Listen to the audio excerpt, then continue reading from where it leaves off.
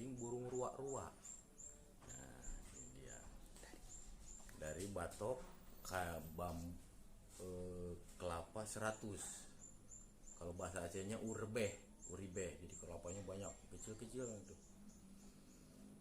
Nah, cara tiupnya ini nih. Apa? Sambungannya ini kayu kemuning. Nah, bikin ruasnya gini, penutupnya dibuka lubang angin kan.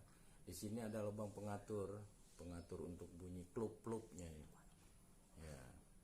Tuh kalau kitupnya gini, tapi mesti bergetar kalau niupnya.